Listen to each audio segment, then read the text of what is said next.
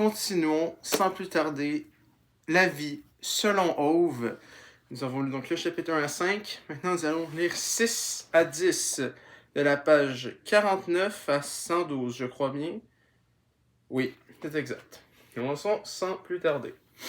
La dernière phrase du dernier chapitre était « Les gens affirmaient qu'Ove ne voyait le monde qu'en noir et blanc, et elle était les couleurs, toutes les couleurs, en parlant de sa femme. » Chapitre 6. Ove et un vélo rangé à sa place.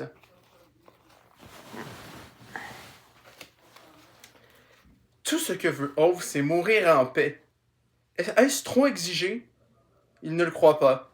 Évidemment, il aurait dû agir 6 mois plus tôt. Juste après l'enterrement, il s'en rend compte à présent. Mais bon sang, il ne pouvait simplement pas faire ça. Il devait penser à son travail. Que se passerait-il si les gens arrêtaient d'un coup de venir de travailler parce qu'ils s'étaient tués? La femme d'Ove était morte le vendredi. On l'avait enterrée le dimanche et le lundi, Ove était retourné au bureau. Parce que c'est comme ça. Et 6 mois plus tard, boum, ses patrons venaient lui dire un lundi qu'il n'avait pas voulu lui gâcher son week-end en licenciant un vendredi. Il mordit et lui huilait le plan de travail de sa cuisine. Il a tout organisé dès le déjeuner de lundi. Il a payé l'entreprise de pompe funèbre et réservé une concession à côté d'elle au cimetière. Il a appelé son notaire et donné des instructions claires dans une lettre qu'il a placée dans une enveloppe avec tous les reçus importants, le contrat de vente de la maison et celui de la Sahab. Il a rangé l'enveloppe dans la poche intérieure de son veston. Il a éteint toutes les lampes et payé toutes ses factures. Il n'a plus d'emprunt, plus de dettes, plus rien à mettre en ordre derrière lui. Ove a lavé sa tasse à café et résilié son abonnement au journal. Il est prêt. Il ne veut rien de plus que mourir en paix, pense-t-il, assis au volant de la Saab, en regardant par la porte ouverte de son garage. Si seulement il parvint à éviter ses voisins, il arrivera peut-être à quitter ce monde cet après-midi même. Le jeune homme obèse de la maison d'à côté traverse le parking d'une démarche traînante. Ove n'a absolument rien contre les obèses. Les gens peuvent ressembler à ce qu'ils veulent. C'est juste qu'il n'a jamais compris ça. Il ne conçoit simplement pas comment on en arrive là. D'ailleurs, quelle quantité de nourriture de personne peut-elle ingurgiter? Comment fait-on pour atteindre le poids de 2 adultes? Cela doit exiger un certain effort. Lorsqu'il aperçoit son voisin, le passant agite la main avec enthousiasme. Ove lui adresse un hochement de tête réservé. Le jeune homme continue à faire signe, le gras ballottant sur son t-shirt à chaque mouvement. Ove dit toujours qu'il ne connaît personne d'autre capable de s'attaquer tout seul à un troupeau de sachets de chips. Sa femme lui répond toujours d'un ton fâché qu'on ne dit pas ce genre de choses. Ou plutôt, elle répondait toujours. Elle aimait beaucoup leur jeune voisin, sa femme. Après qu'il eut perdu sa mère, elle lui avait apporté pendant toutes ces années une boîte de nourriture chaque semaine, pour qu'il mange des plats frais, faits maison, de temps en temps, expliquait-elle. Ove rétorquait à chaque fois que le jeune homme Ove rétorquait à chaque fois que le jeune homme ne rendait jamais les boîtes et ne voyait probablement pas de différence entre les plats faits maison et ceux achetés tout près. La femme d'Ove répliquait alors que cela commençait à bien faire. Ove se le tenait pour dit. Il attend que le mangeur de plats en boîte ait disparu en tanguant avant de sortir de la salle. Il secoue la poignée 3 fois, referme la porte du garage derrière lui, la remue 3 fois. Il remonte la rue jusqu'à la remise à vélo. Une bicyclette est appuyée au mur. Encore. Juste sous le panneau qui interdit expressément le stationnement à cet endroit. Ove soulève le 2 roues. Le pneu avant est crevé. Il déverrouille la remise, aligne soigneusement le vélo avec les autres, referme la porte. À peine a-t-il secoué 3 pages, la poignée qu'une voix d'adolescent glapit. « Mais qu'est-ce que vous foutez? » Ove se retourne et découvre un morveux à peine quelques mètres de distance. « Je range le vélo dans la remise à vélo. »« Mais vous ne pouvez pas faire ça, » s'indigne le gamin. Il doit avoir 18 ans, se dit Ove en l'observant de plus près. Plutôt un voyou qu'un morveux, donc. Bien sûr que si! J'allais le réparer, proteste l'adolescent d'une voix qui monte dans les aigus. Désagréable comme du larcin dans un vieux haut-parleur. C'est un vélo de femme, lui fait remarquer Ove. Oui, confirme le garçon avec un hochement de tête impatient, sans voir le rapport. Alors il ne peut pas être à toi, dit Ove. Nah, soupire le jeune homme en levant les yeux au ciel. Tu vois bien, conclut Ove en mettant les mains dans les poches, comme si cela réglait la question. Un silence tendu s'installe, le vaurien le dévisage. L'air de penser qu'Ove se fait plus bête qu'il ne l'est. Ove, quant à lui, le regarde comme s'il ne voyait là qu'un immense gaspillage d'oxygène. Ce n'est qu'à cet instant qu'il remarque derrière le garçon un autre voyou encore plus mince et aux yeux cerclés de charbon. L'acolyte tire prudemment l'adolescent par sa veste et lui souffle de ne pas faire d'histoire. Le premier donne un coup de pied révolté dans la neige, comme si tout était de la faute de la météo. Il est ma petite amie, murmure-t-il finalement. Sa voix est plus lasse qu'indignée. Il porte des baskets trop grandes, un jean trop petit et une veste de survêtement remontée sur le menton pour se protéger du froid. Son visage maigre, avec un léger duvet, est couvert de points noirs, et il est coiffé comme si on avait voulu le sauver de la noyade dans un baril de colle en l'attrapant par les cheveux. Et elle habite où? S'enquiert Ove. Le vaurien fait un signe du bras, comme s'il avait reçu une fléchette paralysante, vers le pavillon tout au bout de la rue. Celui qui habite avec leurs filles les communistes qui ont fait passer la réforme du tri sélectif. Ove hoche la tête. Alors elle le reprendra elle-même, décide-t-il. Il tapote de l'index le panneau interdisant le stationnement de vélos en dehors de la remise, puis se retourne et reprend le chemin de sa maison. Mais espèce de vieux con, bugle le voyou dans son dos. Chut, fait son copain aux yeux charbonneux. On ne répond pas. Il passe devant le panneau qui interdit explicitement le lotissement en voiture, celui que l'étrangère n'a manifestement pas lu, mais qu'Ove sait pertinemment être impossible à louper. Après tout, il l'a installé lui-même. Mais content, il remonte la rue entre les habitations à pas lourd, de la même façon que s'il essayait d'aplanir le bitume. Ce quartier est depuis un certain temps rempli d'incapables, mais devient de surcroît un maudit sens interdit sur la voie de l'évolution. Il abritait déjà le frimeur en Audi avec sa bécasse blonde dans la maison en diagonale de celle d'Auve, et au bout de la rangée, la famille de communistes avec leurs gamines aux cheveux rouges, qui portent des shorts sur leurs caleçons et maquillés en raton laveur. Certes, en ce moment, ils passent, naturellement, des vacances en Thaïlande, mais ça ne les détourne pas. Le pavillon à côté de celui d'Auve est occupé par le jeune homme de 25 ans, dont le poids doit approcher le quart de Todd. Ses cheveux sont longs, pareils à ceux d'une fille, et il porte des t-shirts bizarres. Attends, mais un mec de 200 livres aux cheveux longs qui porte des chandails bizarres, arrête de me décrire. Il vivait autrefois avec sa mère, mais elle est morte quelques années auparavant. La femme d'Ove avait dit qu'il s'appelait Jérémie. Ove ne sait pas ce qu'il fait dans la vie, mais ça ne doit pas être bien honnête. Ou alors il est goûteur de charcuterie. Rune et sa femme habitent tout au bout de la rangée. Ce n'est pas qu'Ove considère Rune comme son ennemi juré. Ou plutôt si, c'est exactement ça. En fait, tout ce qui a mal tourné dans la copropriété est la faute de Rune. Lui et sa femme, Anita, ont emménagé dans le lotissement le même jour qu'Ove. À l'époque, Rune roulait en Volvo, mais plus tard, il a acheté une BMW. Les faits parlent d'eux-mêmes, pense Ove. On ne peut pas discuter avec quelqu'un qui se conduit ainsi. De plus, c'est Rune qui avait ourdi le coup d'État visant à déchoir Ove de ses fonctions de président du conseil syndical. Voilà à quoi ressemble le lotissement à présent. Des factures d'électricité astronomiques, des vélos garés à l'extérieur de la remise et des gens qui font marche arrière avec des remorques en plein milieu de la copropriété. Alors que les panneaux interdisent explicitement. On les a avertis à l'époque, mais personne ne l'a écouté. Il n'a jamais remis les pieds aux réunions de la copropriété. Il tord la bouche avec mépris à chaque fois qu'il pense réunion du conseil syndical, comme si c'était un gros mot. Excusez-moi. Lorsqu'il arrive à 15 mètres de sa boîte aux lettres cabossées, il aperçoit la bécasse blonde. Au début, il ne comprend pas ce qu'elle fabrique. En équilibre précaire sur ses talons, elle gesticule hystériquement vers la façade d'Ove. Le clébard qui pisse sans arrêt sur ses plates-bandes lui court dans les jambes en jappant. Ove n'est pas entièrement certain que ce soit un chien, plutôt une serpillière sur pattes. Sa voisine met tant d'énergie dans ses braillements que ses lunettes de soleil lui glissent du bout du nez. La serpillière abat plus fort. Ça y est, la mégère est devenue folle furieuse, pense Ove, qui s'est prudemment arrêté quelques mètres derrière elle. C'est qu'à cet instant qu'il se rend compte qu'elle ne gesticule pas. Elle lance des cailloux, pas vers la façade, vers le chat. L'animal est blotti dans un coin derrière la remise d'Ove. Le pelage, enfin ce qu'il en reste, parsemé de petites taches de sang. La serpillière montre les dents. Le chat furle.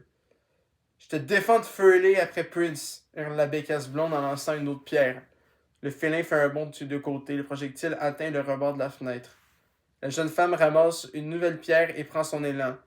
En deux pas rapides. Ove se retrouve si près d'elle que la végère peut sans doute sentir son souffle. Si vous jetez des cailloux sur mon terrain, je vais faire pareil chez vous. Elle pivote et le regard se croise. Ove a les mains dans les poches. Elle agite les poings devant lui comme pour chasser des mouches de la taille d'un micro-ondes. Ove ne l'honore même pas de tressaillement. Cette sale bête a griffé Prince, crache-t-elle, les yeux luisants de rage. Ove regarde la serpillière qui se met à grogner, puis le chat devant la maison, le pelage râpé et taché de sang, mais la tête dressée d'un air de défi. Il saigne. Apparemment, ils ont fait match nul. Je m'en fous, j'ai massacré cette ordure, fulmine la mégère. Non, je ne crois pas. La bécasse se fait menaçante. Je suis sûr qu'il a plein de maladies dégueulasses, la rage et j'en passe. On observe le chat, puis sa voisine. Il hoche la tête. Vous aussi, je suis sûr que vous avez plein de cochonneries. C'est pas pour autant que je vous lance des pierres. La bouche de la jeune femme frémit. Elle remonte brutalement ses lunettes de soleil sur son nez. Faites gaffe à ce que vous dites. Ove hoche la tête. Il jette un coup d'œil à la serpillière sur pattes. Le cabot essaie de lui mordre la jambe, mais Ove tape vigoureusement du pied et la bestiole fait un bond en arrière. Il est censé être tenu en laisse dans le lotissement, dit Ove. La bécasse secoue ses cheveux décolorés en soufflant si fort qu'Ove s'entend presque à lui voir la goutte de haut nez. Et celui-là alors, hurle-t-elle en désignant le chat. C'est pas vos affaires, répond Ove. Sa voisine le dévisage avec l'expression de quelqu'un qui se sent à la fois clairement supérieur et profondément offensé. La serpillière découvre les dents et en une menace silencieuse.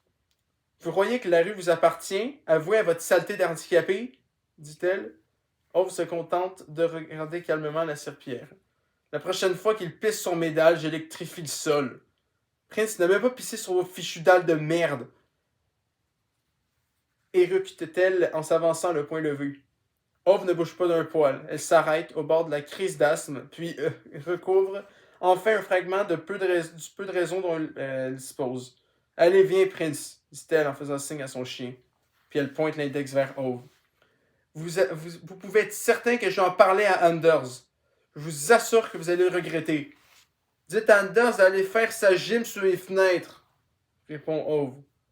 Foutu ramassis d'infirme, pense-t-elle avant de s'éloigner en direction du parking. Et que sa voiture, c'est de la merde, ajoute Ove. Elle fait un geste qu'il ne reconnaît pas, mais dont il devine la teneur. Elle disparaît avec la serpillière en direction de la maison d'Enders. Ove contourne la remise et remarque la flaque d'urine sur les dalles au coin de la plate-bande. S'il n'avait pas eu des choses plus importantes à faire cet après-midi, il aurait immédiatement transformé la serpillière sur pattes en paillasson.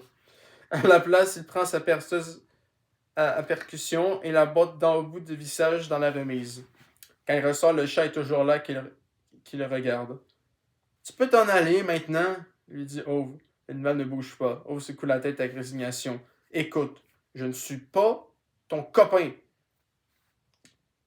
Le félin reste assis. Ove croise les bras. Seigneur, écoute-moi, sale chat. Si j'ai pris ton parti quand cette mégère te lançait des pierres, c'est pour la foutue raison que je te déteste moins que je la déteste. Il tend le bras vers la maison d'Anders. C'était la première et la dernière fois, compris? Le chat donne l'impression d'en prendre mentalement en note. Ove désigne la rue piétonne. Fiche le camp! Sans se presser, le chat lèche les taches de sang sur son pelage. Il regarde Ove comme s'il étudiait une offre au cours de négociation, puis il se lève lentement et disparaît d'un pas léger au coin de la remise. Sans même s'assurer que l'animal est vraiment parti, Ove rentre prestement chez lui en claquant la porte. Parce que ça commence à bien faire. Il va enfin mourir. Chapitre 7. Ove visse un crochet au plafond. Ove porte son pantalon de costume et sa chemise du dimanche. Il étend un film plastique sur le sol avec le même soin que pour protéger une œuvre d'art d'une immense valeur. Ce n'est pas que le plancher soit tout à fait neuf, mais le dernier ponçage remonte à au moins de 2 ans. Pour tout dire, ce n'est pas pour lui-même qu'Ove étale un film plastique. Il est sûr qu'on ne saigne pas beaucoup quand on se pend, et il n'a pas peur de la poussière qu'il va disperser avec sa berceuse, ni de rayer le parquet en renversant le tabouret. D'ailleurs, il a collé des patins en feutre sous les pieds du siège, alors il ne devrait faire aucune griffure. Non, le film plastique dont il recouvre minutieusement le vestibule, la salle de séjour et une bonne partie de la cuisine, comme s'il comptait transformer la maison en aquarium, n'est pas pour Ove lui-même. En revanche, il est certain que tout un troupeau d'impatients, de petits frimeurs d'agents immobiliers viendra mettre une fichue pagaille dans la maison avant même que les ambulanciers aient emporté sa dépouille. Il est hors de question que ces salauds rayent son parquet avec leurs chaussures parce qu'ils lui passent ou non sur le corps. Certainement pas. Il installe au milieu du salon un tabouret couvert de taches de peinture d'au moins 7 couleurs différentes. À peu près 2 fois par an, sa femme lui demandait de repeindre une pièce de la maison. Pour être exact, il disait approximativement tous les 6 mois à Ove qu'elle aimait changer la couleur d'une des pièces. Ove répondait systématiquement qu'il pouvait toujours rêver. Elle appelait alors un peintre en bâtiment pour obtenir un devis et annonçait ensuite combien elle pensait payer l'ouvrier. Alors, à chaque fois, Ove allait chercher son tabouret de peintre. Ce sont d'étranges choses qui nous manquent quand on a perdu quelqu'un. Les petites choses, les petits sourires, la façon qu'elle avait de se retourner dans son sommeil, repeindre les pièces pour elle. Ove apporte sa botte à embout. C'est l'outil le plus important quand on perce un trou. Pas la perceuse, mais l'embout. De même que de bons pneus valent mieux que des freins en céramique et d'autres gadgets. N'importe quelle personne avec un peu de jugeote sait ça. Ove s'avance jusqu'au centre du salon pour évaluer les distances à l'œil nu. Il examine ensuite ses embouts comme un chirurgien examine ses scalpels. Il en choisit un, serre le mandrin, fait rugir la perceuse de quelques pressions sur la détente. Il secoue la tête, décide que ça ne convient pas, prend un autre embout. Il répète 4 fois l'opération avant d'être satisfait, puis traverse la salle de séjour en tenant négligemment l'appareil comme un gros revolver. Au milieu de la pièce, il lève la tête vers le plafond. Il va devoir mesurer avant de percer, constate-t-il. Pour bien centrer le crochet, il ne connaît rien de pire qu'une personne qui perce un trou au hasard. Armé d'un mètre à ruban, il prend ses mesures à partir des 4 coins, 2 fois par sécurité. Il trace une croix exactement au milieu du plafond. Il descend du tabouret, vérifie dans chaque pièce que le film plastique est posé correctement, déverrouille la porte pour que les ambulanciers n'aient pas besoin de la démolir. C'est une bonne porte. Elle les rendra encore des années de service. Il remet son veston en s'assurant que l'enveloppe est bien dans la poche intérieure. Enfin, il tourne la photo de sa femme posée sur l'appui de la fenêtre en direction de la remise derrière les vitres. Il ne veut pas l'obliger à assister à son passage à l'acte, mais n'ose pas mettre le cadre à plat, face vers le bas. Sa femme était toujours incroyablement grincheuse quand il échouait quelque part où il n'avait rien à voir. Elle répétait insalablement qu'elle avait besoin de quelque chose de vivant à regarder.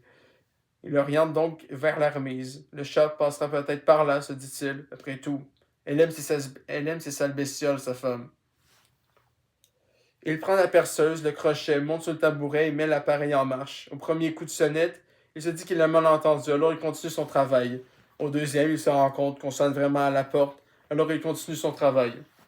La troisième fois, il arrête la perceuse et lance un regard courroucé vers l'entrée, essayant peut-être faire décarpir l'importun par la seule force de sa pensée. Ce n'est pas efficace. Du tout. L'indésirable croit manifestement qu'Ove n'a pas encore ouvert pour la simple raison qu'il n'a pas entendu les premiers coups de sonnette. Ove descend de son tabouret et se dirige vers l'entrée en marchant sur le film plastique. Est-ce trop demandé que de vouloir se tuer en paix? Il ne le croit pas. C'est pourquoi? Demande Ove en ouvrant la porte à toute volée. Le lourdeau recule sa grosse tête juste à temps pour ne pas recevoir le battant en pleine figure. Bonjour! Claironne joyeusement l'étrangère enceinte à chaque 50 cm en contrebas. On regarde l'empoté, puis baisse les yeux sur elle. Le grand dadais palpe son visage pour vérifier que tout est toujours en place. C'est pour vous, dit chaleureusement l'étrangère en fourrant une boîte en plastique bleu dans les mains d'Ove. Ove affiche une expression méfiante. Ce sont des gâteaux, explique-t-elle d'un air encourageant. Ove hoche lâchement la tête comme pour continuer ses mots. Vous êtes bien habillé, dites-moi, fait-elle avec un sourire. Ove approuve de rechef. Quelques secondes s'écoulent dans le silence, chacun attendant qu'un autre prenne la parole. Finalement, l'étrangère se tourne vers son mari, en secouant la tête avec résignation. S'il te plaît, chérie, tu pourrais peut-être te tripoter la figure. souffle-t-elle en lui donnant un coup de coude sur les côtes. Celui-ci se tourne vers elle et hoche la tête. Regarde Ove. Ove regarde la femme, le lourdeau regarde la boîte, son visage s'éclaire. Elle est iranienne, vous voyez? Ils apportent toujours à manger à tout le monde. Ove lui répond par un regard vide. L'empoté hésite. C'est pour ça que je m'entends si bien avec les Iraniens, vous comprenez? Commence-t-il avec un sourire un peu trop large. Il aime cuisiner. Et j'aime. Il s'interrompt. Ove affiche une indifférence spectaculaire. Manger, termine le lourdeau. Il s'apprête à illustrer ce dernier mot d'un geste, mais un coup d'œil de sa femme l'en dissuade. Avec l'expression d'un adulte dédaignant un enfant qui s'est goinfré de sucreries, Ove se tourne vers l'étrangère. C'est pourquoi, répète-t-il, se redressant, il pose les mains sur le ventre. Nous voulions simplement nous présenter, puisque nous allons être voisins à partir de maintenant, dit-elle, en souriant. Ove hoche prévenant la tête. D'accord, bien le bonjour. Excusez. Il a presque fermé la porte, mais elle l'arrête d'un coup de geste. Il vous remercie d'avoir garé la remorque. C'était vraiment gentil de votre part. Ove grogne et ouvre de nouveau à contre-cœur. Ne me remerciez pas, c'était pas grand-chose. Si, c'était vraiment gentil, insiste-t-elle. Ove jette un regard peu emmène au grand dédain. Au grand dadais. Ce que je veux dire, c'est que ça ne mérite pas de remerciement, puisque n'importe quel adulte devrait en être capable. L'empoté le fixe, l'air de se demander s'il doit se sentir insulté.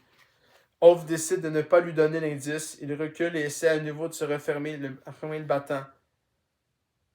J'appelle Parvanet, dit l'étrangère en avançant une chaussure dans l'ouverture. Ove regarde le pied, puis le visage, à l'autre extrémité. Il n'arrive pas à croire qu'elle vient vraiment de faire ça. J'appelle Padrick, lance le lourdeau. Ni Ove ni Parvanet ne lui prêtaient attention.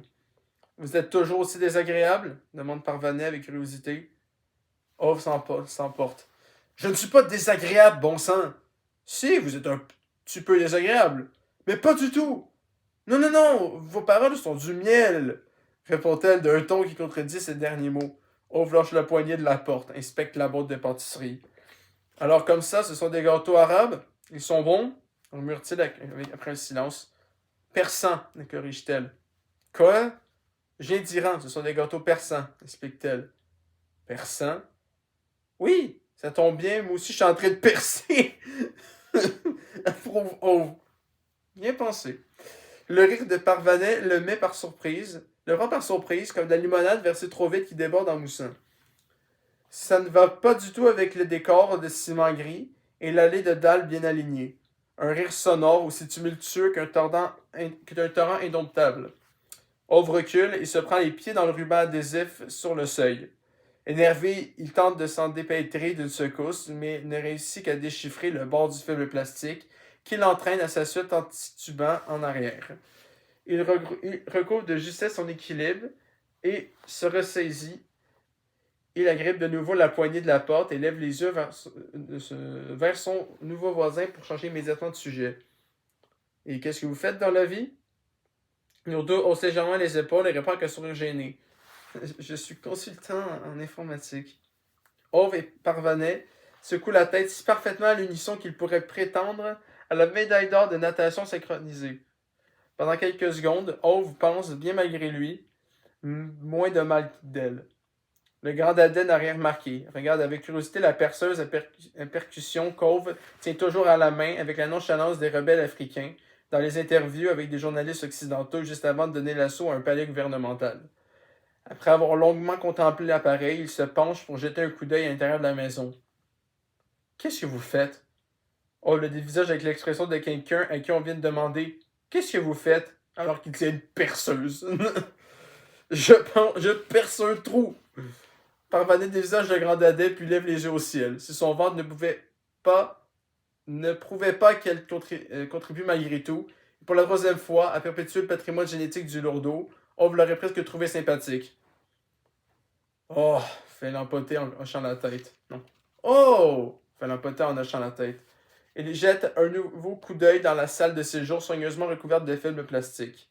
Son visage s'illumine d'un grand sourire et il se tourne vers Ove. On croirait presque que vous allez tuer quelqu'un.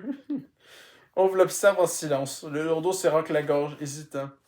Ça me rappelle une scène de Dexter, en fait, explique-t-il avec un sourire bien moins convaincu que l'instant précédent. C'est une série télé, à propos d'un type qui tue des gens, ajoute-t-il faiblement avant de gratter de la chaussure le joint entre les dalles devant la porte. Ove secoue la tête sans qu'on sache à quelle phrase il réagit. J'ai des choses à faire, informe-t-il sèchement Parvanet en raffermissant sa main sur la poignée. Parvanet pousse son mari d'un coup de coude éloquent dans les côtes. Ce dernier jette un coup d'œil à sa femme, rassemble son courage et se tourne vers Ove, comme s'il s'attendait à être à tout moment la cible d'une volée d'élastique en caoutchouc.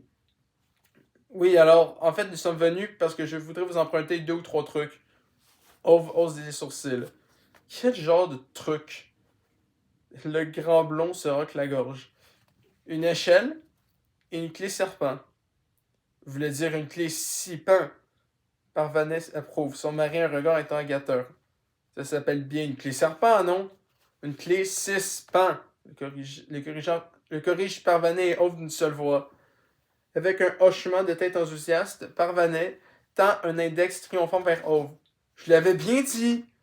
L'empoté marmonne des paroles incompréhensibles.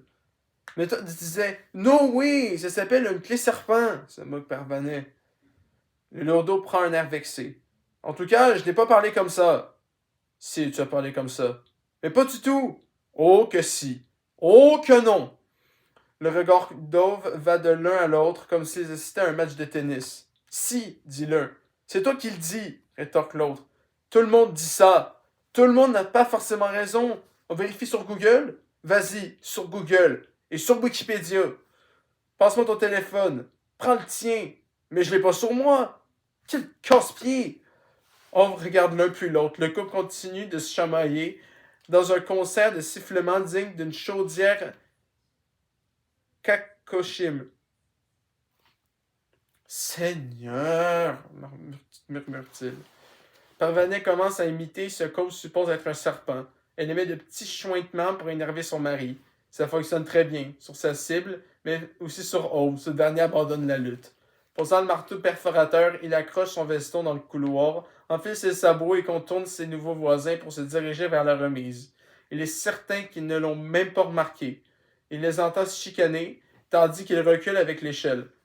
Mais enfin, va l'aider, Patrick! Intervient Parvanet lorsqu'elle voit Ove. Le lourdeau saisit maladroitement l'échelle. Ove l'observe avec la confiance que lui inspirait un aveugle au volant d'un bus. Ce n'est qu'à cet instant qu'il s'aperçoit qu'une troisième personne a envahi son terrain sur son nez. Anita, la femme de Rune, qui vit tout au bout de la rue, contemple le spectacle à côté de Parvanet. Ove décide qu'une seule solution rationnelle s'offre à lui, l'ignorer. Toute autre réaction ne ferait que l'encourager. Il tend au grand dadais la boîte cylindrique où il range soigneusement ses clés six pans. Ouh là, il y en a beaucoup, dit le lourdeau en observant la boîte d'un air songeur. Vous avez besoin de quelle taille? L'empoté affiche la mine caractéristique de ceux qui ne peuvent pas s'empêcher de dire la première chose qui leur passe par la tête. La taille normale? Ove lui lance un long, très long regard. Vous avez besoin de ces outils pour faire quoi? Demande-t-il finalement. Pour assembler un bureau de chez Ikea qu'on a démonté pour le déménagement. J'ai oublié où j'ai rangé la clé serpent, explique Lourdeau sans la moindre embarras. On regarde l'échelle puis le blond. Et vous avez mis le bureau sur le toit? Le grand dadais sourit et secoue la tête. Ah, c'est ça que vous voulez dire? Non, j'ai besoin d'échelle parce qu'une fenêtre à l'étage est coincée. Impossible de l'ouvrir. Il ajoute ces mots comme si coincé était un terme trop difficile pour Ove. Vous voulez l'ouvrir de l'extérieur? L'interroge celui-ci. Le lourdeau fait signe que oui. Ove s'apprête à répliquer, mais se ravise. Il se tourne vers Parvanet. Vous êtes là pour quoi exactement? Pour le soutien moral? Pépit-elle. Ove n'est pas entièrement convaincu, le maladroit manifestement non plus.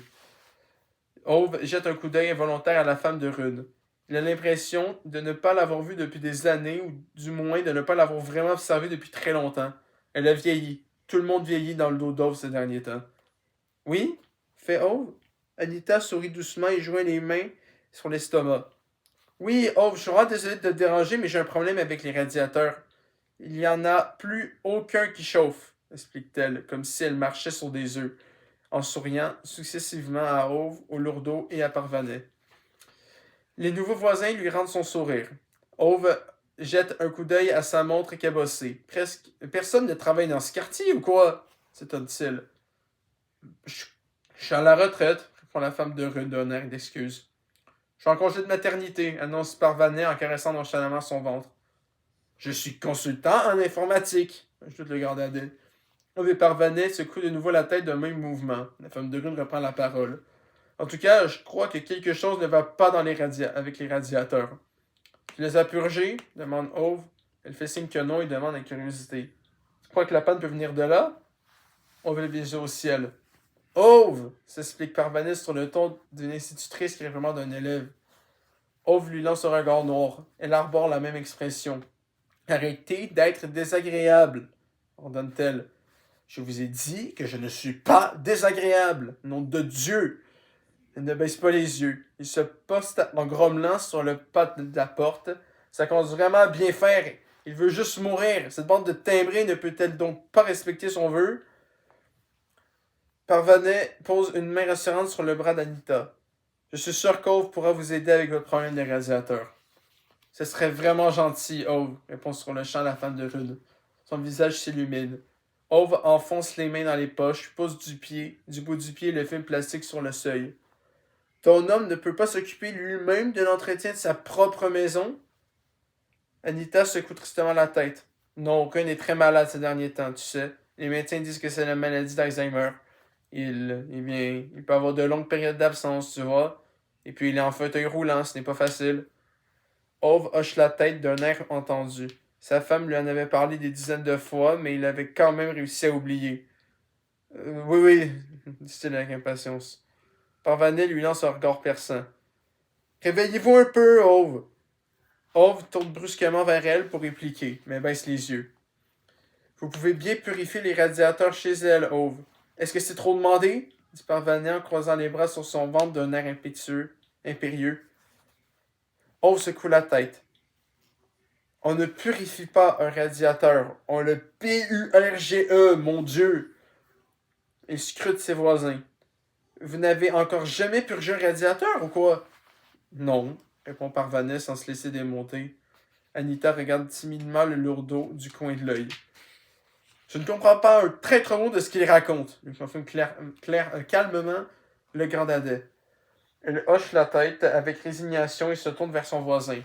Ce serait vraiment très gentil de ta part, Ove, si ça ne te dérange pas. Ove regarde fixement le pas de la porte. Vous auriez peut-être dû y penser avant de mener un coup d'état dans la copropriété, dit-il tout bas, comme pour déguiser ses mots en une toute discrète. Quoi? Demande Parvanet. La femme de Rune s'éclaircit la gorge. Mais voyons, Ove, ce n'était pas un coup d'état. Bien sûr que si. Anita adresse à Parvanet un petit sourire découragé. Vous voyez, Rune et Ove ne s'entendaient pas toujours très bien. Rune présidait le conseil syndical avant de tomber malade, et Ove était président avant lui.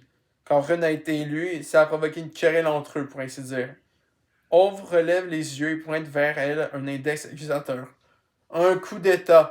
Voilà ce que c'était. La femme de Rune hoche la tête avec l'intention de Parvanet.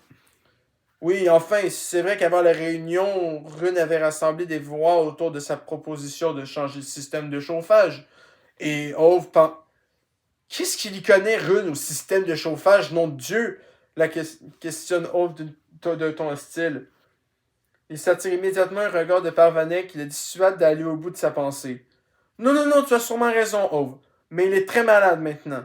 Alors ça n'a plus d'importance. Sa lèvre tremble. Elle se maîtrise, redresse fièrement le menton et s'éclaircit la gorge. Les services sociaux veulent le placer dans une maison de retraite, poursuit-elle. Ove enfonce de nouveau les mains dans ses poches et recule d'un pas décidé. Il en a entendu assez. Le lourdeau a décidé dans l'intervalle qu'il était temps de changer son sujet pour détendre un peu l'atmosphère. Il désigne le sol du couloir. Qu'est-ce que c'est que ça? Ove baisse les yeux vers la surface débarrassée de film plastique. On dirait un peu des traces de pneus. Vous avez fait du vélo dans les couloirs ou quoi? Ajoute l'empoté. Parvanet l'observe attentivement Ove qui fait encore un pas en arrière pour obstruer la vue de son voisin. Ce n'est rien. Mais ça ressemble, insiste le maladroit étonné. C'est la femme d'Ove, l'interrompt Anita, d'une voix sympathique. Sonia, elle est À peine a-t-elle prononcé le nom de Sonia qu'ouvre la coupe à son tour, le regard empli d'une colère aveugle. Ça suffit maintenant! Tu vas la fermer!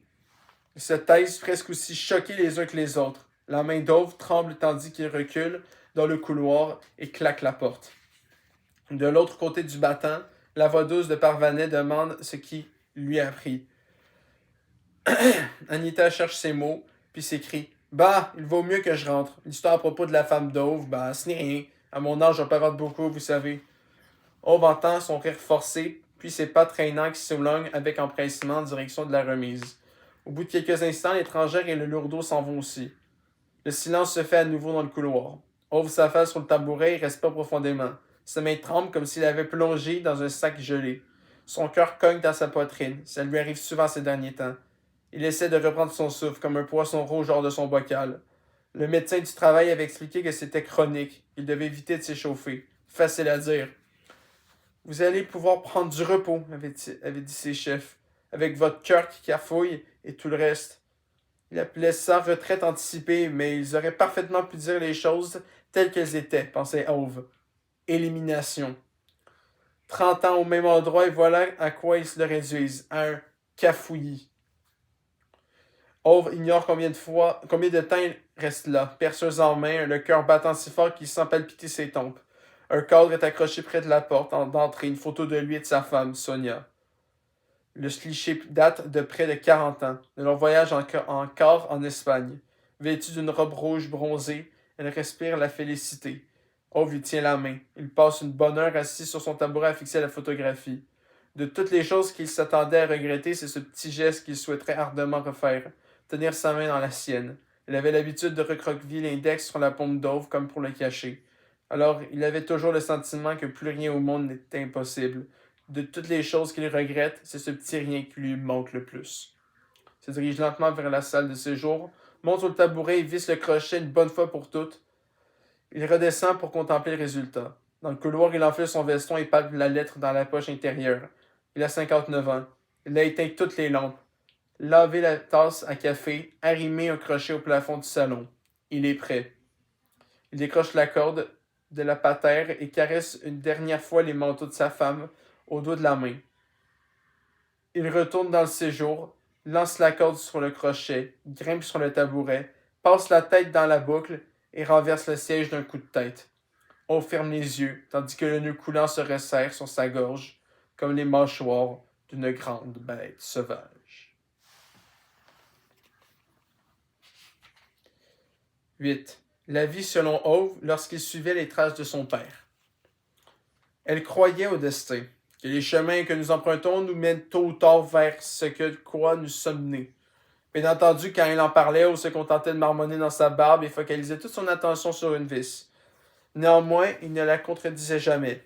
Pour elle, c'était peut-être quelque chose. Il ne voulait pas s'en mêler, mais pour lui, c'était quelqu'un. C'est une chose très étrange que de devenir orphelin à l'âge de 16 ans, de perdre ses parents bien avant d'avoir pu fonder sa propre famille pour les remplacer. C'est une solitude très particulière. Ove passa les 2 dernières semaines du mois au chemin de fer. Il fut travailleur et consciencieux. Et sa propre surprise, il découvrit que ça lui plaisait. Il trouvait un apaisement dans le fait de travailler, de voir le résultat de ses efforts. Il n'avait jamais détesté l'école, mais il ne comprenait pas non plus quelle était son utilité. Il aimait les mathématiques, mais avait déjà 2 ans d'avance sur ses camarades dans cette matière. Pour parler franchement, il se moquait comme d'une digne des autres leçons. Les 2 semaines au chemin de fer avaient été complètement différentes. Ce travail lui convenait beaucoup mieux. En quittant son poste le dernier jour, il était à la fois déterminé et déprimé. Pas seulement parce qu'il devait retourner à l'école, mais parce qu'il percevait seulement maintenant qu'il ignorait comment subvenir à ses besoins. Son père avait été un brave homme de bien des façons, mais il ne laissait derrière lui pas beaucoup plus qu'une petite maison décrépite, un vin sable et une montre cabossée. Accepter l'aumône de l'église était hors de question. Dieu pouvait se le tenir pour dit. Ove prononça ces mots haut et fort dans le vestiaire, peut-être autant pour lui-même que pour Dieu.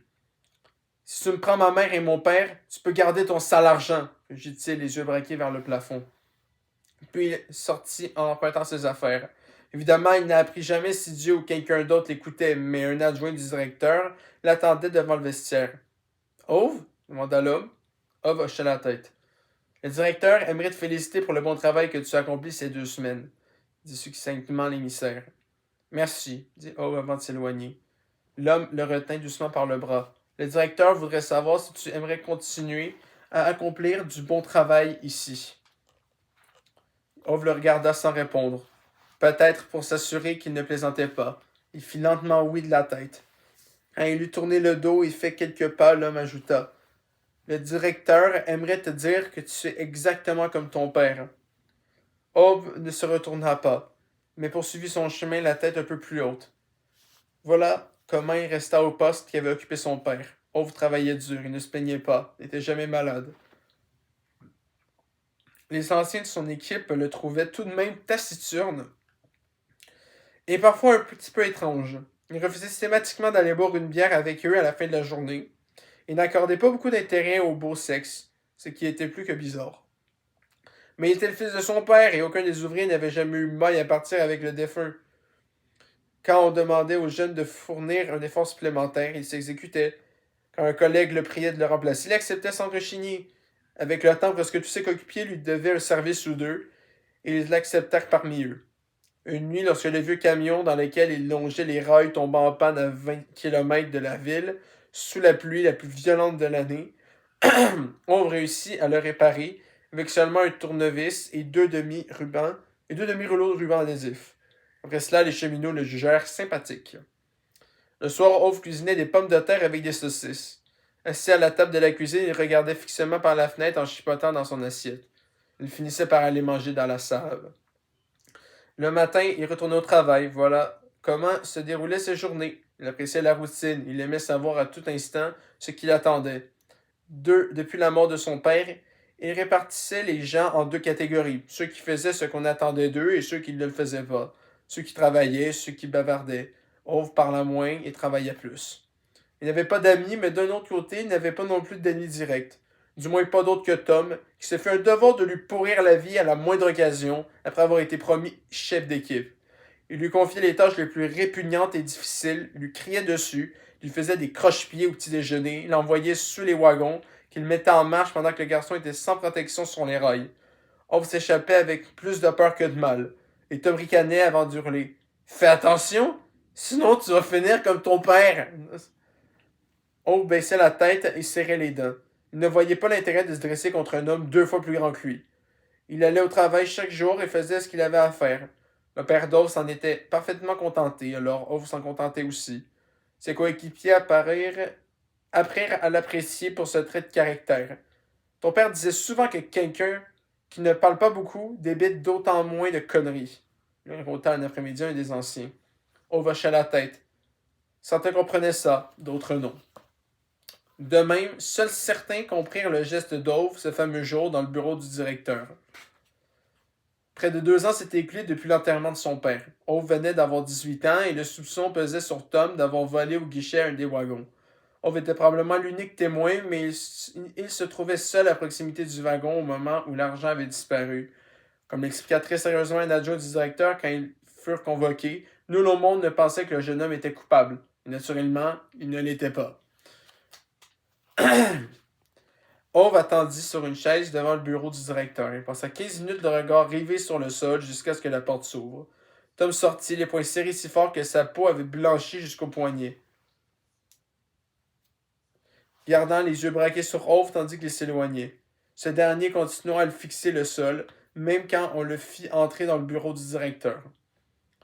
Plusieurs hommes en costume et à l'air grave étaient dispersés dans la pièce, les uns debout, les autres assis. Le directeur faisait les 100 pas derrière son bureau, la couleur de son visage indiquant qu'il était trop énervé pour rester en place. Veux-tu t'asseoir, Ove demanda au bout d'un moment un de ses collaborateurs en costume bleu. Ove le reconnut. Son père avait réparé sa voiture des années plus tôt, une Opel Manta, de la même couleur que son costume, avec un moteur énorme. L'homme sourit avec chaleur et désigna d'un geste bref une chaise au centre de la pièce, peut-être pour lui signaler qu'ils étaient entre amis et que le garçon pouvait se détendre. Ove refusa d'un signe. Le propriétaire de l'Opel Manta hocha la tête, indulgent. Bien, ce n'est qu'une simple formalité, Ove. Personne ici ne croit que tu as volé l'argent. Tout ce que tu as à faire, c'est nous dire qui c'était. Ove regarde ses pieds. Plusieurs secondes s'écoulèrent. Ove, fit l'adjoint à l'Opel Manta. Ove resta muet. La voix puissante du directeur brisa avec autorité le silence. Réponds à la question, Ove. Ove regarda les lèvres serrées et les yeux baissés. Les collaborateurs en costume bleu, d'abord 6 sur 2, commençaient à montrer des signes de confusion. Ove, tu comprends que tu dois répondre. Est-ce que c'est toi qui as pris l'argent? Demanda l'homme à l'Opel Manta. Non, répondit Ove d'une voix ferme. Qui était-ce alors? Ove ne prononçant pas un mot. Réponds, ordonna le directeur. Ove leva les yeux, se redressa. C'était pas mon genre de raconter ce que font les autres. Le silence dans la pièce dura probablement plusieurs minutes. Non, je vais pas faire attendre le nombre de minutes, il m'a pas écrit. Mais voyons, Ove, expliqua l'adjoint d'une voix soudain moins chaleureuse. Si tu ne dis pas qui est le voleur et que nous recevons des témoignages contre toi, nous devons te considérer coupable. Ove fit signe qu'il comprenait, mais n'émit pas un seul son. Le directeur le scruta comme s'il le soupçonnait de bluffer pendant une partie de poker. Ove ne broncha pas. Le directeur hocha la tête d'un air résolu. Dans ce cas, tu peux t'en aller. Ove s'exécuta. 15 minutes plus tôt, dans ce même bureau, Tom avait immédiatement accusé Ove. L'après-midi, deux jeunes coéquipiers de Tom, avec l'empressement des jeunes hommes d'entrer dans les bonnes grâces de leur aîné, affirmèrent subtilement avoir vu de leurs propres yeux Ove dérober l'argent. Si Ove avait dénoncé Tom, cela aurait été parole contre parole, mais à présent c'était parole contre silence. Le lendemain matin, le contremaître leur donna de vider son casier et de se rendre chez le directeur. Près de la porte des vestiaires, Tom ricana lorsque Ove quitta la pièce. Voleur, siffla-t-il. Ove ne leva pas la tête. Voleur, voleur, scanda joyeusement dans son dos un des deux jeunes ouvriers qui avait témoigné contre lui jusqu'à ce qu'un des anciens, qui avait été l'ami du père d'Ove, le fasse taire d'une taloche sur l'oreille. Voleur! Cria Tom encore plus fort. L'invective devait résonner plusieurs jours aux oreilles du jeune homme. Ove sortit sans se retourner. Il inspira l'air du soir profondément. Il était furieux. Pas qu'il l'ait traité de voleur. Il n'attachait jamais d'importance à ce que les gens disaient de lui. Mais la honte cuisante d'avoir perdu le travail auquel son père avait consacré sa vie pesait lourd sur son cœur. Il avait eu amplement le temps de réfléchir à sa situation pendant qu'il se dirigeait pour la dernière fois vers le bureau, sa combinaison roulée sur le bras. Il avait aimé travailler ici. De bonnes tâches, de bons outils, un vrai emploi. Il décida que, quand la police en aurait fini avec lui, il chercherait ailleurs une nouvelle place pareille à celle-ci. Peut-être devait-il partir très loin, présumé d'une certaine distance. Une certaine distance était nécessaire avant qu'un casier judiciaire perde suffisamment d'intérêt pour que nul ne lui pose de questions. De toute façon, rien ne le retenait ici, rien ne le retenait nulle part, constata-t-il en poursuivant son chemin. Au moins, il n'était pas devenu une personne qui racontait ce que faisaient les autres. Il espéra que son père s'en souviendrait lors de leur retrouvaille et lui pardonnerait d'avoir perdu le poste. Il attendit près de 40 minutes sur la chaise à barreaux dans le couloir jusqu'à ce qu'une femme d'âge mûr, en une jupe noire, étroite et des lunettes à monture pointue, le fasse entrer. Elle a fermé la porte. Et il resta planté là, son baluchon sous le bras. Le directeur était assis à son bureau, les mains croisées devant lui. Les deux hommes s'observèrent un long moment, comme si chacun trouvait l'autre aussi captivant qu'une peinture dans un musée. C'est Tom qui a volé l'argent, dit le directeur. C'était pas une question, plutôt une constatation. Aussi Ove ne répondit-il pas. Le directeur approuva de la tête. Mais les hommes de ta famille ne sont pas du genre à raconter ce que font les autres. C'était pas une question non plus. Ove regarda le silence, mais son interlocuteur nota qu'il se redressa légèrement au mot les hommes de ta famille. Le directeur hocha de nouveau la tête et chaussa une paire de lunettes. Il prit une feuille sur une pile de papier et se mit à écrire, à croire que le garçon était devenu invisible. Ove patienta si longtemps qu'il finit par se demander si le directeur avait oublié sa présence. Il s'éclaircit doucement la gorge. Le directeur leva les yeux. Oui, chacun est ce qu'il est à cause de ce qu'il a fait, pas à cause de ce qu'il dit, déclare Ove. Le directeur l'observa avec surprise. Personne n'avait jamais entendu le garçon prononcer autant de mots d'affilée pendant les 2 années qu'il avait passées dans l'entreprise. Pour être honnête, Ove ne savait pas lui-même pourquoi il lui était venu. Il avait seulement eu le sentiment de devoir les prononcer. Le directeur écrivit quelques mots sur un document qu'il poussa vers Ove en lui indiquant où écrire son nom. C'est la confirmation que tu as démissionné de ton plein gré, expliqua-t-il. Ove signa et se redressa en arborant un air combatif. Vous pouvez les faire entrer maintenant. Je suis prêt. Faire entrer qui demanda le directeur. Les agents de police, répondit Ove en serrant les poings le long du corps. Le directeur secoua rapidement la tête et se remit à fouiller dans ses papiers. Ces témoignages sont arrivés ici dans un ordre trop incohérent à mon goût. Ove se balançait d'un pied sur l'autre sans trop savoir comment réagir. Le directeur le congédia d'un geste de la main sans regarder. Tu peux y aller maintenant. Ove fit volte-face et referma la porte derrière lui, pris de vertige. À l'instant où il atteignait la sortie du bâtiment, la femme qui l'avait introduit dans le bureau le rattrapa en courant à demi et lui fourra une feuille de papier dans les mains sans le laisser protester. Le directeur vous félicite pour votre nouveau poste de nuit d'agent de maintenance des trains en dehors de la ville. Présentez-vous demain matin au contremaître sur place, expliqua-t-elle d'un ton sec. Ove la dévisagea, puis baissa les yeux sur le document. Elle se pencha plus près. Le directeur ajoute que vous n'avez pas pris le portefeuille quand vous aviez 9 ans et que vous n'avez certainement rien pris cette fois non plus. Et que ça serait bien le diable s'il mette à la porte le fils d'un honnête homme simplement parce que le fils est aussi intègre que le père. Voilà comment Ove devint agent de maintenance de nuit pour les 2 années suivantes. S'il n'avait pas occupé ce poste, jamais il ne l'aurait aperçu ce fameux matin après son service avec ses chaussures rouges et sa broche en or et ses cheveux châtains dorés. Les sourires qui allaient donner à Ove pour le restant de sa vie le sentiment que quelqu'un courait pieds nus dans son cœur. Ah, j'aimerais bien que quelqu'un court pieds nus sur mon cœur, ça serait bien aussi. Pardon.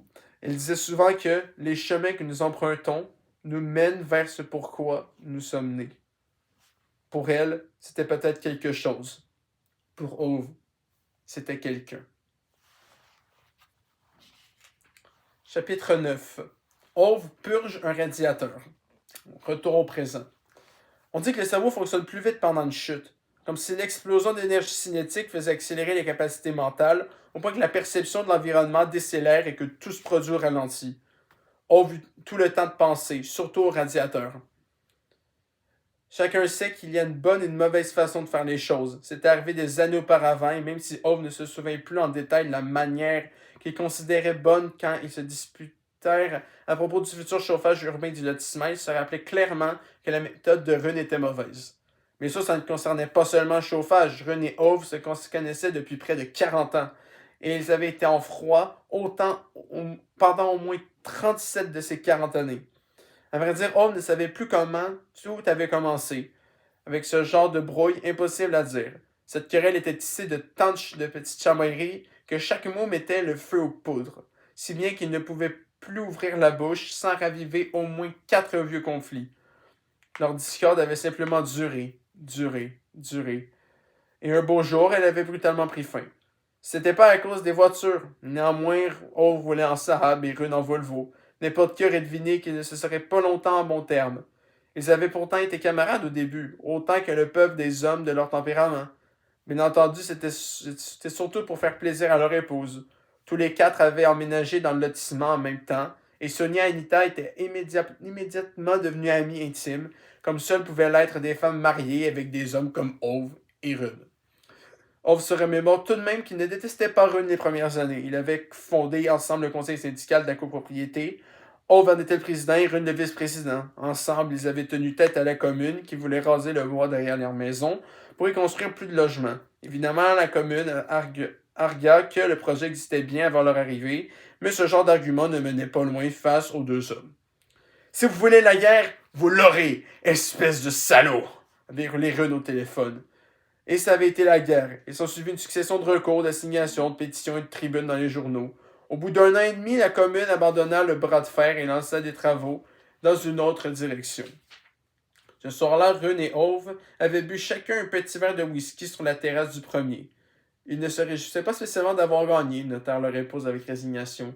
Ils étaient plutôt déçus que la commune ait cédé si vite. Ces 18 mois avaient compté parmi les moments les plus amusants dans la vie des 2 hommes. Plus personne n'a le courage de ses idées, avait déploré Rune. Pas un adversaire digne de ce nom, avait renchéri Ove. Ils avaient porté un toast à la couardise de leur ennemi. Bien entendu, tout cela est arrivé longtemps avant le coup d'État et avant que Rune ne fasse l'acquisition d'une BMW. Idiot, pense Ove aujourd'hui, comme à l'époque, ainsi que chaque jour pendant l'intervalle d'ailleurs. Comment veux-tu donner raison? Comment veux-tu raisonner avec quelqu'un qui achète une BMW, nom de Dieu? Disait-il à Sonia quand elle demandait pourquoi les deux hommes n'étaient plus capables d'entretenir une discussion calme. Sonia levait les yeux au ciel en marmonnant « Tu es désespérant. » Ove n'était pas de cet avis. Il pensait simplement qu'il fallait faire les choses correctement. Il n'aimait pas l'idée de vivre une vie où tout était inchangeable, où la loyauté n'avait plus aucune valeur. Aujourd'hui, les gens remplacent si souvent leur affaire que le savoir permettant de construire des objets durables est devenu superflu. Plus personne ne se soucie de critères comme celui de la qualité. Ni Rune, ni les autres voisins, ni les patrons d'Ove. La société actuelle ne jure que par l'informatique. On ne peut plus baser de maison avant qu'un consultant engoncé dans une chemise trop petite n'ait compris comment allumer un ordinateur portable. Les gens croient-ils que le Colisée et les pyramides de Gizeh ont été construites de cette façon? Bon Dieu! On avait érigé la Tour Eiffel en 1889, mais à présent, personne n'est fichu de trager le plan d'un simple pavillon de plein pied sans s'interrompre pour recharger un téléphone. Dans ce monde, les choses étaient démodées avant même d'avoir été inventées. Tout un pays applaudissait debout l'incapacité à faire quoi que ce soit correctement et rendait un homme sans borne à la médiocrité. Nul ne savait changer des pneus, installer un variateur de lumière, poser un carrelage, reboucher au mastic un mur fissuré, faire marche arrière avec une remorque, remplir sa déclaration d'impôt. Toutes ces connaissances étaient devenues inutiles. Voilà les conversations qu'Ove avait habituellement avec Rune, et un jour ce dernier avait acheté une BMW. Était-on désespérant simplement parce qu'on pensait qu'il y avait des limites? Ce n'était pas la vie d'Ove. Certes, il ne se souvenait pas tout à fait comment sa querelle avec Rune avait commencé. Elle avait simplement duré. Elle avait porté sur les radiateurs et le chauffage, sur les places de stationnement, sur les arbres à abattre ou non, sur le déblaiement de la neige. On est quand même en Suède, il y a à peu près autant de neige que nous. Sur les tondeuses à gazon, sur la morora dans le bassin de Rune. Pendant plus de 30 ans, ils s'étaient lancés des regards venimeux depuis leur terrasse, identique à l'arrière de leur pavillon. Identique. La dispute avait brutalement pris fin quelques années auparavant. Rune était tombé malade. Depuis, il ne quittait plus la maison. On ignorait s'il avait toujours la BMW. Au fond, il regrettait le vieux salaud. On dit que le cerveau fonctionne plus vite pendant une chute, de la même façon que si l'on pensait à 1000 choses dans une fraction de seconde. On va tout le temps de penser entre l'instant où il renverse le tabouret sous ses pieds, bascule la tête la première, et celui où elle atterrit comme une masse dans un grand fracas sur le parquet en grignotant furieusement. Étendu sur le sol, impuissant, il contemple pendant ce qui ressemble à une éternité. Le crochet toujours solidement vissé au plafond. Choqué, il foudroie du regard la corde, qui s'est rompue net en 2 morceaux. C'est la faute de cette société, pense Ove. Même les cordes, ils ne savent plus les faire. Ils jurent tout haut en remuant les jambes. Comment peut-on rater quelque chose d'aussi simple qu'une corde, hein? Non, plus personne ne sait ce qu'est la qualité, constate-t-il en se relevant. Il brosse ses vêtements, regarde tout autour de lui. Il sent le rouge lui monter aux joues sans trop savoir si c'est de rage ou d'embarras. Il se tourne vers les fenêtres aux rideaux tirés, comme s'il craignait qu'on ne l'ait observé. Bon sang, j'aurais dû m'y attendre, pense-t-il. On ne peut même plus se tuer correctement. Il jette la corde défectueuse dans la poubelle de la cuisine, fourre le film plastique après l'avoir soigneusement replié dans une caisse Ikea et repose dans la remise les boîtes contenant la perceuse à percussion et les mèches. Il s'attarde un moment sur le cabanon. Sonia lui disait sans arrêt d'y mettre de l'ordre. Il refusait toujours. La place dégagée aurait servi d'excuse pour aller acheter de nouvelles babioles. C'est trop tard pour ranger maintenant. Plus personne ne proposa d'acheter des babioles. Cela ne ferait que laisser des gouffres béants. Et Ove déteste le vide. Il prend sur l'établi une clé à molette et un petit bidon en plastique. Il verrouille la remise et contrôle 3 fois la poignée. Il longe la rue entre les maisons, tourne devant la dernière boîte aux lettres et sonne. Anita ouvre la porte. Ove la fixe sans un mot. Assis au salon dans son fauteuil roulant, Rune regarde par la fenêtre, les yeux vides. C'est apparemment tout ce qu'il fait ces dernières années. Où sont les radiateurs? Ronchonne Ove. Oh putain, désolé. Anita hoche la tête avec un petit sourire à la fois enjoué et surpris. Oh, Ove, ce serait incroyablement gentil de ta part, si ce n'est pas trop de... Lui coupant la parole, Ove entre à grands pas dans le couloir sans se déchausser. Oui, oui, oui, la journée est déjà fichue de toute façon. Donc, avant le dernier chapitre, juste, j'ai lu un peu ce que Ove disait. Et j'ai trouvé que ça ressemblait pas mal à ce que j'étais en train de lire en philo aujourd'hui, ces derniers temps. Donc, il est en train de dire un peu qu'on est dans... que les gens de la nouvelle génération sont un peu dans un genre de nihilisme passif où juste les gens ils savent plus rien faire. Littéralement. C'est comme ça que Nietzsche le dit et c'est comme ça que je le ressens dans le livre. Bref. Dernier chapitre du jour, chapitre 10. La vie selon Ove lorsqu'il rénovait une maison. Une semaine après sa majorité, Ove appela un numéro trouvé dans une annonce et parcourut 25 km pour acquérir sa première Saab, une bleue. Il vendit la vieille 92 de son père et acheta un modèle plus récent. C'était certes qu'un spécimen 93 à peine plus jeune et assez usagé, mais Ove pensait qu'on ne devenait un homme que lorsqu'on payait sa première voiture. C'était l'époque où le pays avait commencé à se métamorphoser. Les gens déménageaient, changeaient de travail, achetaient des téléviseurs et les journaux invoquaient à tout bout de champ une classe moyenne. On ne savait pas exactement ce que c'était, mais il était conscient de ne pas en faire partie. La classe moyenne constituait de nouveaux quartiers résidentiels avec des habitations bien trop droites et des pelouses soigneusement tondues. Ove comprit vite que la demeure de ses parents se dressait en travers du chemin du développement. Et s'il y avait une chose que cette classe moyenne n'appréciait pas du tout, c'était de toute évidence de voir un obstacle sur la voie de l'évolution. Ove reçut plusieurs missives d'une administration à propos d'un soi-disant repositionnement des limites de la commune. Il ne saisit pas entièrement le contenu des lettres, mais il conclut que la maison de ses parents n'allait pas avec les nouvelles bâtisses de la rue. L'expéditeur exigeait qu'il vende le terrain à la commune pour qu'il puisse raser l'habitation et construire autre chose. Homme ne sut pas vraiment pourquoi il refusa, peut-être à cause du ton déplaisant des messages, ou parce que la maison était tout ce qui lui restait de sa famille. Quoi qu'il en soit, il passa ce soir-là plusieurs heures au volant de sa première voiture garée dans le jardin, à regarder le bâtiment sérieusement délabré. Son père avait su y faire avec les machines, mais la construction était une autre paire de manches. Ove n'y connaissait rien du tout. Non, rien non plus.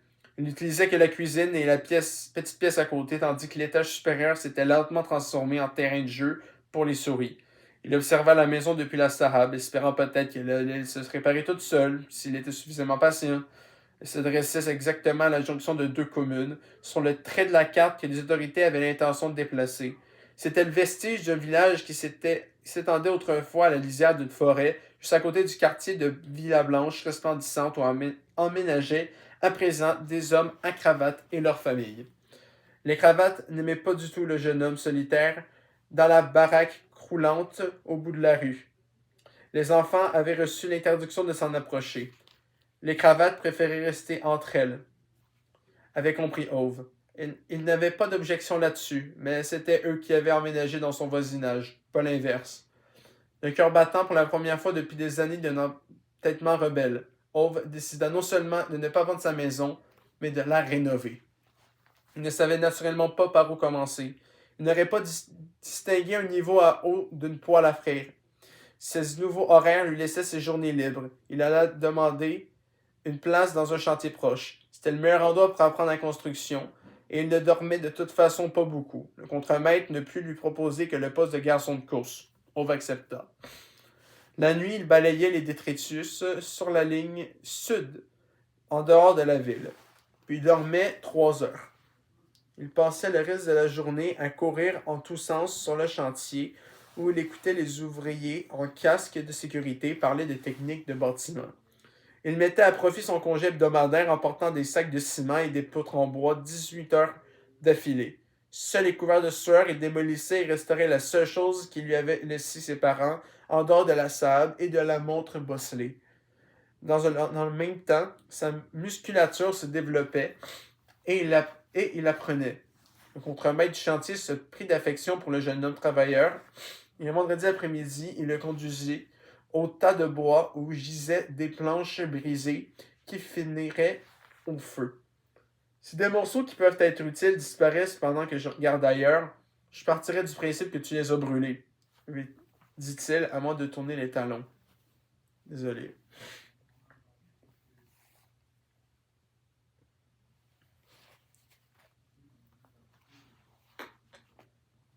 Dit-il avant de tourner les talons. La nouvelle de la rénovation finit par se répandre parmi les anciens, dont certains se mirent à poser des questions aux garçons. Lorsqu'il rénova l'ossature de la salle de séjour, un ouvrier au corps noueux et aux dents de travers lui montra comment s'assurer de la stabilité de l'ensemble. Non sans l'avoir enguirlandé pendant 20 minutes parce qu'il s'était lancé sans savoir comment procéder. Quand il posa le plancher de la cuisine, un de ses collègues, un homme vigoureux avec une auriculature manquant, un auriculaire manquant, putain, je suis en con. Donc il lui manquait le petit doigt. Lui a appris à prendre correctement des mesures après l'avoir traité d'incapable plusieurs dizaines de fois. Un après-midi, alors qu'il s'apprêtait à rentrer chez lui, Ove trouva à côté de ses affaires une petite caisse remplie de vieux outils et un morceau de papier portant les mots «Pour le môme». Les travaux avançaient, lentement, mais cheville après cheville, planche après planche, la bâtisse prenait forme. Bien sûr, personne ne verrait le résultat, mais Ove s'en moquait. Son père disait qu'un bon travail était en soi une large récompense, et il était aussi de cet avis. Il s'appliqua à éviter ses voisins. Il savait qu'ils ne l'aimaient pas et ne voyait pas de raison de les confronter dans leur opinion. La seule exception fut, par le plus grand des hasards, un vieil homme qui vivait avec sa femme dans la maison juste à côté. C'était le seul du quartier à ne pas porter de cravate, même si Ove était certain que ça n'avait pas été le cas quand son voisin était plus jeune. Depuis la mort de son père, Ove nourrissait scrupuleusement les oiseaux, un jour sur deux. Il n'oublia qu'une seule fois. Il sortit le lendemain matin avec l'intention de réparer son étourderie et faillit se cogner la tête au-dessus de la clôture avec celle de son voisin près de l'arbre où nichaient les oiseaux. L'homme lança à Ove un regard offensé. Il tenait de la nourriture pour les oiseaux. Aucun d'eux ne prononça le moindre mot. Ove hocha brièvement la tête et son voisin fit de même. Ove rentra chez lui et veilla à s'en tenir à ses jours. Ils continuèrent à ne pas s'adresser la parole, mais un matin en sortant sur son perron, l'homme vit qu'Ove avait repeint chaque côté de la clôture commune. Le vieil homme ne fit aucun commentaire, mais quand Ove passa devant la fenêtre de la cuisine ce soir-là, il se salua d'un signe de tête. Le lendemain, Ove trouva une tarte aux pommes devant sa porte. Il n'avait pas mangé de pâtisserie faite maison depuis la disparition de sa mère. Ove reçut de nouvelles lettres de la commune. Elles soulignaient toutes sur un ton menaçant qu'il ne les avait pas contactés pour conclure la vente du terrain. À la fin, il jeta le courrier sans l'ouvrir. S'il voulait lui voler la maison de son père, qu'ils essayent donc. Il ne s'était pas laissé faire non plus quand Tom avait tenté de lui prendre le portefeuille. Quelques jours plus tard, en passant un matin devant la maison voisine, on vit son vieux voisin nourrir les oiseaux en compagnie d'un petit garçon, son petit-fils, se dit-il. Il les épia depuis sa chambre à coucher. Le garçon qu'avait l'homme et l'enfant. La façon qu'avaient l'homme et l'enfant de parler à voix basse, comme s'ils partageaient d'importants secrets, lui rappelait quelque chose. Le soir, il mangea dans sa sable. Au bout de quelques semaines, Ove enfonça le dernier clou dans la maison. Quand le soleil pointa à l'horizon, il se plaça dans le jardin, les mains dans les poches, et contempla fièrement son œuvre. Il avait découvert qu'il aimait les maisons, peut-être avant tout parce qu'il était facile à comprendre. On pouvait dresser leurs plans sur du papier. Elle avait des fuites si on les étanchait mal. Elles s'écroulaient si on les renfonçait pas. Les maisons étaient justes. Elles donnaient ce l'on méritait. On ne pouvait malheureusement pas en dire autant des hommes. Les jours passèrent, Ove travaillait, rentrait chez lui, mangeait des saucisses avec des pommes de terre. Il ne se sentait pas seul, mais il n'avait jamais de compagnie non plus. Un dimanche, alors qu'Ove transportait des planches fidèles à son habitude, un individu au visage rond et enjoué, vêtu d'un costume bleu pas tout à fait saillant, apparut près de la clôture. Il avait le front couvert de sueur et demanda si Ove avait la gentillesse de lui offrir un verre d'eau fraîche.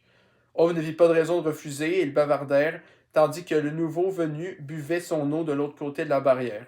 Ou plutôt, l'homme dévisa la plus grande partie du temps, bien sûr.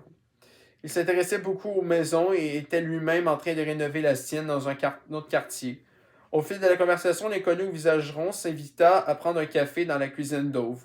Le garçon n'avait naturellement pas l'habitude d'une telle audace, mais après quelques heures à parler de construction, il se dit qu'avoir un peu de compagnie, de temps en temps, n'était pas si désagréable. Alors qu'il s'apprêtait à partir, l'homme demanda soudainement si l'habitation était bien assurée. Ove répondit en toute honnêteté qu'il n'avait jamais réfléchi à la question. Son père ne faisait pas grand cas des assurances. Son hôte parut soudain préoccupé. Il expliqua à Ove que ce serait une véritable catastrophe si quelque chose arrivait. Face à ces longues remontrances, Ove dut reconnaître que son visiteur avait raison. Il se sentit d'autant plus bête de n'y avoir jamais pensé. L'homme demanda à utiliser le téléphone et Ove n'y vit pas d'inconvénient. Reconnaissant pour l'accueil sympathique dans cette chaude journée d'été, l'homme avait trouvé le moyen de le repayer de sa gentillesse. Il travaillait en effet pour une compagnie d'assurance et, après un bref appel, proposa à son bienfaiteur un tarif exceptionnel. Ove se montra d'abord réticent et négocia longuement un rabais supplémentaire. « Vous êtes dur en affaires, vous, dit l'homme au visage rond. » Ces mots rendirent Ove beaucoup plus fier qu'il s'y attendait. Le représentant lui donna un morceau de papier portant son numéro de téléphone en l'encourageant à lui rendre visite un de ces jours pour parler rénovation autour d'un café. C'était la seule fois que quelqu'un exprimait le souhait d'être ami avec Ove. Celui-ci paya, comptant à l'homme la valeur d'un an d'assurance. Ils se serrèrent la main. Ove n'eut plus jamais de nouvelles de son visiteur. Il essaya une fois de l'appeler, mais personne ne décrocha. Il éprouva une déception douloureuse, mais décida de ne plus y penser. Quand d'autres compagnies d'assurance le contactèrent, il put au moins répondre en toute quiétude qu'il était déjà couvert, ce qui n'était pas rien. Il continua à éviter ses voisins. Il ne voulait pas chercher d'ennuis. Malheureusement, les ennuis semblaient chercher Ove. Quelques semaines après la fin de la rénovation, un des types à cravate fut victime d'un cambriolage. C'est la deuxième fois en peu de temps dans le quartier. Le lendemain matin, les cravates se réunirent pour délibérer et arrivèrent à la conclusion que le voyou dans la baraque en ruine avait un rapport avec ce vol. Il devinait bien où il avait trouvé l'argent pour rénover sa maison. Le soir, on glissa sur la porte d'entrée d'Ove une note disant « Fiche le camp si tu ne veux pas d'histoire ». La nuit suivante, quelqu'un lança une pierre dans sa fenêtre. Ove ramassa la pierre et changea la vitre. Il n'avait pas l'intention de braver les cravates. Il n'en voyait pas l'intérêt, mais il n'avait non plus l'intention de déménager. Il fut réveillé très tôt le lendemain par une odeur de fumée. Il bondit hors de son lit. Sa première pensée fut que le lanceur de pierre avait décidé que c'était insuffisant. Il descendit l'escalier en s'emparant d'un manteau. Il n'avait jamais eu de pulsion violente, mais on n'était jamais trop prudent. Il surgit sur la terrasse en caleçon. Sans qu'il en soit vraiment conscient, les mois passés à transporter des matériaux de construction avaient fait de lui un jeune homme pour le moins musclé. Quand il apparut torse nu, marteau au poing, la foule rassemblée dans la rue se détourna du feu et recula dans un bel ensemble de quelques pas prudents. Ove ne se rendit compte qu'à cet instant que ce n'était pas sa maison qui brûlait, mais celle de son voisin. Les cravates fixaient le feu comme un chevreuil ébloui par les phares d'une voiture. Le vieil homme émergea du nuage de fumée en soutenant sa femme qui toussait terriblement.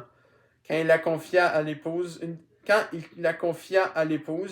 d'une des cravates et fit à nouveau face au brasier, plusieurs voisins lui crièrent de renoncer. « C'est trop dangereux! Attends les pompiers! » hurlèrent-ils. Le vieil homme les ignora. Des débris enflammés s'abattirent sur le seuil quand il tenta de s'élancer à l'intérieur. Debout près de la clôture sous le vent, Ove évalua d'interminables secondes l'ampleur de la situation. Des brandons dispersés avaient déjà embrasé l'herbe sèche entre les deux habitations. Sous peu, sa maison serait la proie des flammes s'il ne précipitait pas tout de suite vers le tuyau d'arrosage. Son voisin essaya d'écarter une bibliothèque qui s'était renversée dans l'entrée de la villa. Les cravates appelaient son nom en lui criant d'abandonner, mais sa femme hurlait un autre nom, celui de leur petit-fils. Ove se retourna, se balança d'un pied sur l'autre. Il observa les braises dans l'herbe. Pour tout dire, il ne pensait pas à ce qu'il souhaitait faire, mais à ce qu'aurait fait son père. Une fois arrivé à ce stade de sa réflexion, les options qui se présentèrent à lui ne furent pas bien nombreuses. Ove grogna avec irritation, lança un dernier regard à sa maison en comptant le nombre d'heures qu'il avait passé à la rénover et s'enfonça vers la fournaise. La villa était envahie d'une fumée si épaisse et poisseuse qu'il eut l'impression d'avoir été frappé au visage avec une pelle à charbon. Le vieil homme luttait de toutes ses forces pour repousser l'étagère qui bloquait la porte. Ove la souleva aussi facilement qu'une feuille de papier et se fraya un chemin dans l'escalier. Quand il reparurent dans la lumière du petit matin. Son voisin portait l'enfant couvert de crasse. Ove avait de longues éraflures sanglantes sur le torse et les bras. Dehors, des gens couraient en tous sens en criant. Des sirènes hurlaient. Ils étaient encerclés de pompiers en uniforme. Toujours vêtus d'un simple caleçon et les poumons en feu, Ove vit les premières flammes lécher les murs de sa propre maison. Il se précipita vers la pelouse, mais fut immédiatement refoulé sans délicatesse par un bataillon de pompiers. Ils étaient soudain partout et refusèrent de le laisser passer. Un homme en chemise blanche, sans doute le directeur des services d'incendie, se campa devant lui et déclara qu'il ne pouvait pas le laisser essayer d'éteindre le feu lui-même parce que c'était trop dangereux. Malheureusement, poursuivit l'homme en montrant un de ses documents, il ne pouvait pas non plus l'éteindre sans l'aval des autorités. La maison d'Ove, parce qu'elle s'adressait exactement à Chenal-sur-Deux communes, ne pouvait simplement être sauvée qu'avec l'accord exprès par radio des municipalités concernées. L'autorisation était nécessaire, les papiers devaient impérativement être remplis. C'est la règle, expliqua-t-il d'une voix monocorde quand Ove protesta. Ove se dégagea et courut vers un forcené, comme un forcené, vers le tuyau d'arrosage. Mais les flammes avaient été plus rapides. Quand les pompiers reçurent enfin l'autorisation d'intervenir, sa maison était déjà un brasier. Debout dans le jardin, Ove regarda brûler son logis avec tristesse. Quand il appela sa compagnie d'assurance depuis une cabine de téléphonique quelques heures plus tard, on lui répondit que l'homme jovial au visage rond était inconnu de leur service. Son habitation n'était pas assurée. La femme à l'autre bout de la ligne soupira. Il y a bien d'escrocs de ce genre qui font du porte-à-porte. J'espère que vous ne l'avez pas payé comptant au moins. Ove reposa le combiné en serrant le poing dans sa poche.